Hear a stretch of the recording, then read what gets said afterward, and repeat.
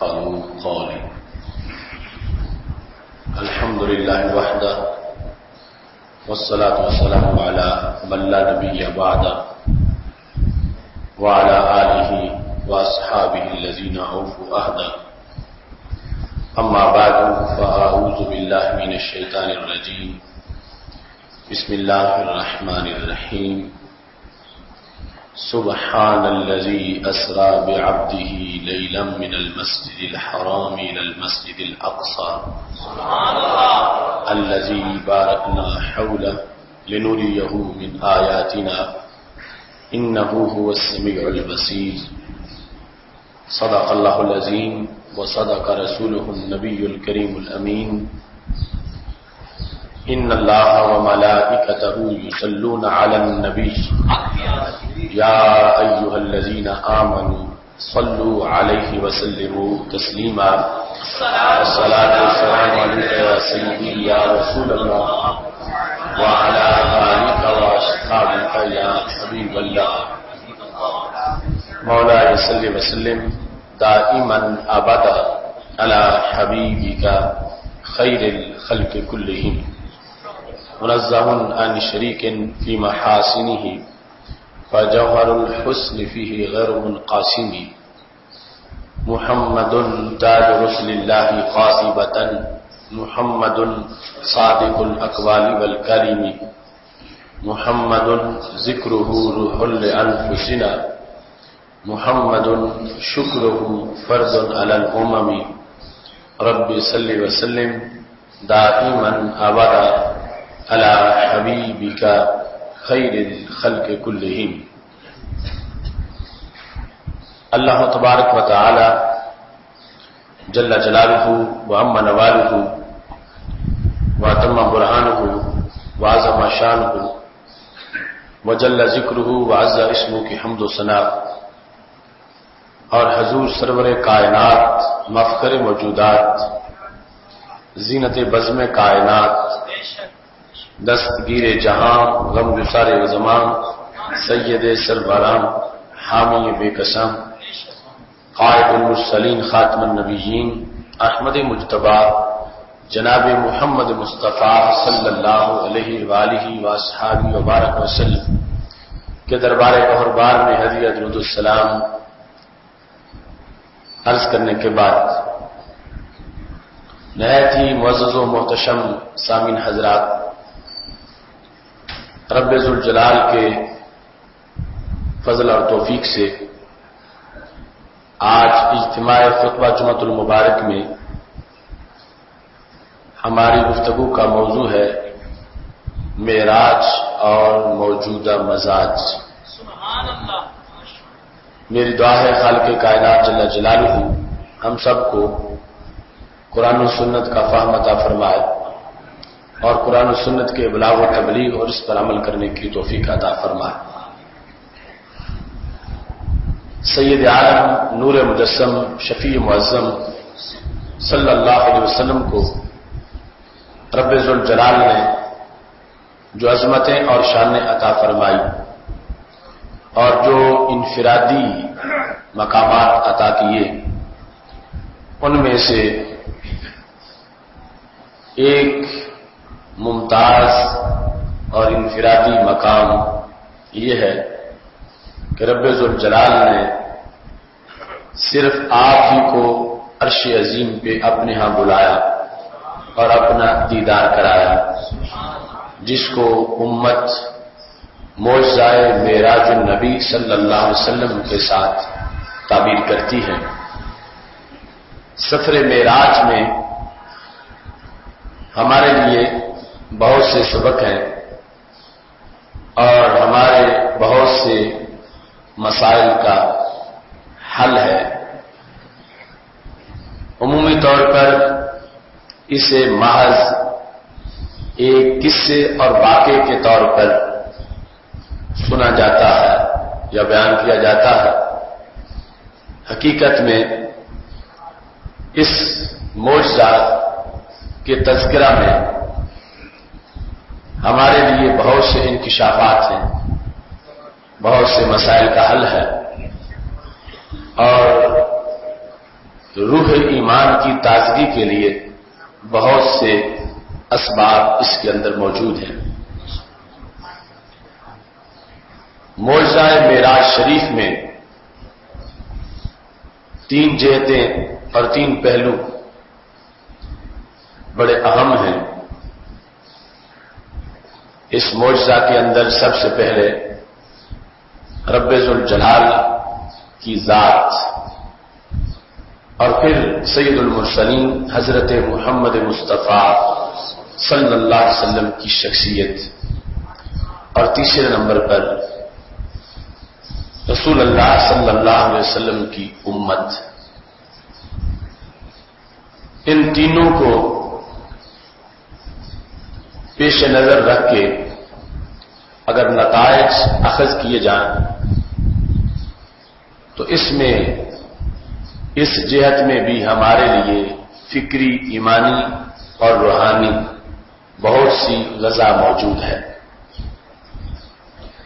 ایک ہے رب ذوالجلال کی رسول اللہ صلی اللہ علیہ وسلم سے محبت، اور رسول اللہ صلی اللہ علیہ وسلم کی رب ذوالجلال سے محبت۔ ایک ہے سید عالم صلی اللہ علیہ وسلم کی امت سے محبت، اور ایک ہے امت کی رسول اللہ صلی اللہ علیہ وسلم کی ذات سے محبت،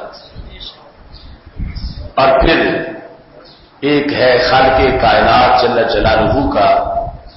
نبی اکرم نور مجسم صلی اللہ علیہ وسلم کی امت سے پیار، اور ایک ہے آپ کی امت سے، آپ کی امت کا آپ کے رب سے پیار۔ اس واسطے یہ 6 وجوہ جو ہے ان کے اندر ہمارے لیے آگے 20 موضوعات۔ سرسری طور پر یہی ذکر ہوتا ہے کہ خالق کائنات جل جلالہ نے سید عالم نور مجسم شفیع معظم صلی اللہ علیہ وسلم کو عرش پہ بلایا اور معراج ہوئی، اور سرکار دو عالم صلی اللہ علیہ وسلم واپس تشریف لے آئے۔ یقیناً یہ بیان حقیقت ہے، بیان واقعہ ہے، لیکن اس کے اندر ابتدائی طور پر ہمارے لیے عقیدہ کیا ہے اور ہمارے لیے فکری اور روحانی طور پر غذا کیا ہے۔ سید عالم نور مجسم شفیع معظم صلی اللہ علیہ وسلم کا ایسے شرف سے نوازا جانا جس سے پہلے کوئی نوازا نہیں گیا تھا اور نہ ہی بعد میں کوئی نوازا جا سکتا ہے۔ رب ذوالجلال نے آپ کو اپنے ہاں عرش پہ بلایا۔ ایک معمولی ملاقات عام لوگوں کے لحاظ سے دیگر سے منتخب کر کے جب ایک سے کسی کی کروائی جاتی ہے تو اس ملاقات سے پہلے کا ایک منظر ہے اور ایک اس کے بعد کا منظر ہے۔ آخر کیا وجہ ہے کہ ملک کے کروڑوں لوگوں میں سے ایک کو منتخب کیا گیا، اور پھر جب اسے اس وصف کے لیے منتخب کیا گیا، کسی کے ساتھ ملاقات کے لیے منتخب کیا گیا، تو اس ملاقات کے بعد اسے کیا دیا گیا، اسے کیا ملا، اور کن امور اور وجوہ کے لحاظ سے اسے نوازا گیا۔ یہ ایک عام انسان کی کسی بادشاہ سے ملاقات، ایک عام بندے کی کسی بڑی شخصیت سے ملاقات، اس کے لحاظ سے بھی یہ باتیں ضرور تسلیم شدہ ہے۔ سید عالم نور مجسم شفیع معظم صلی اللہ علیہ وسلم کو ہی بلا تشبیہ و تمثیل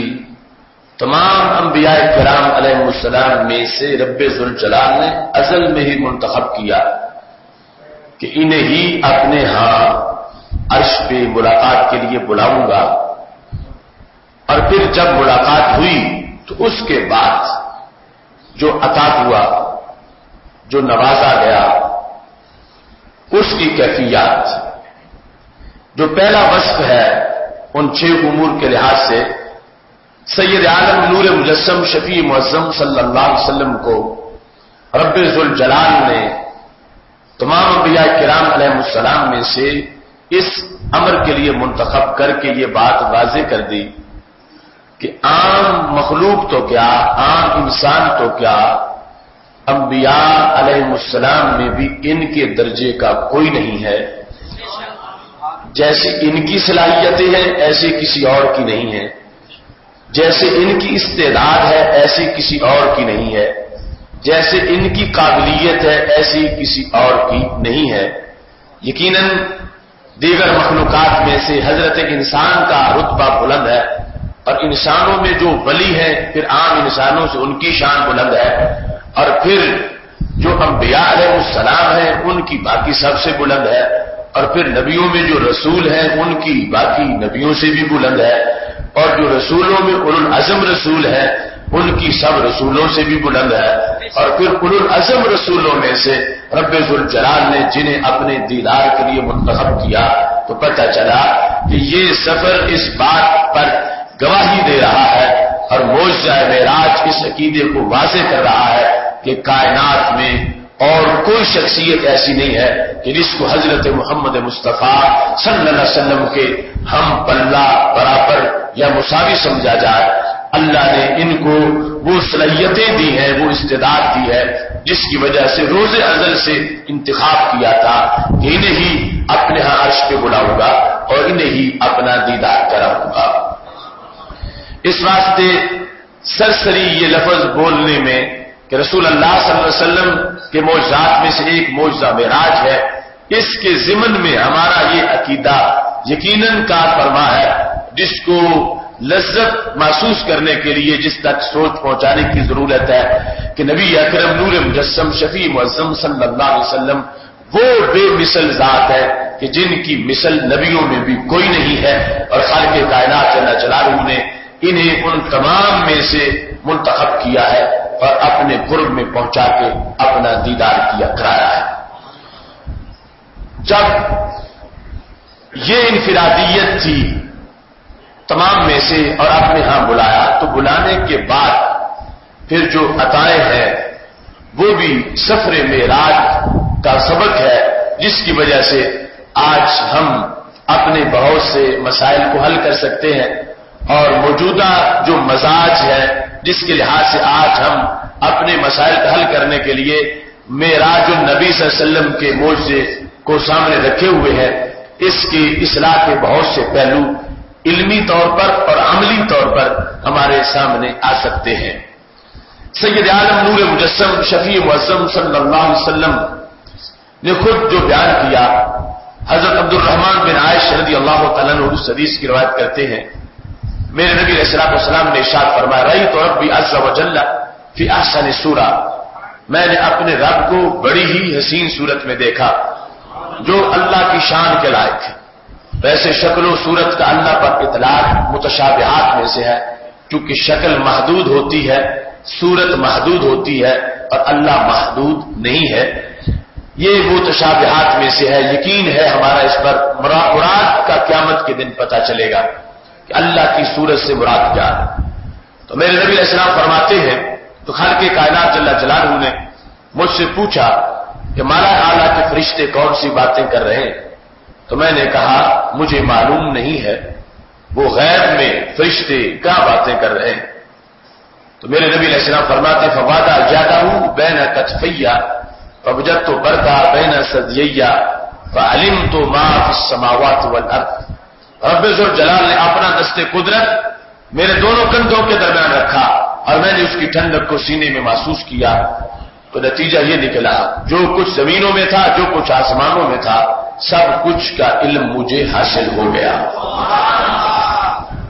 اب یہاں پر سید عالم نور مجسم شفیع معظم صلی اللہ علیہ وسلم رب ذوالجلال کے دست قدرت کا فیض بیان کرتے ہوئے جو ارشاد فرماتے اللہ نے اپنا دست قدرت میرے دونوں کندھوں کے درمیان رکھا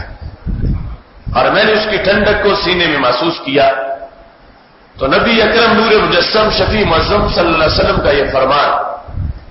اس سے پتہ چلتا ہے کہ رب ذوالجلال نے ازل ہی سے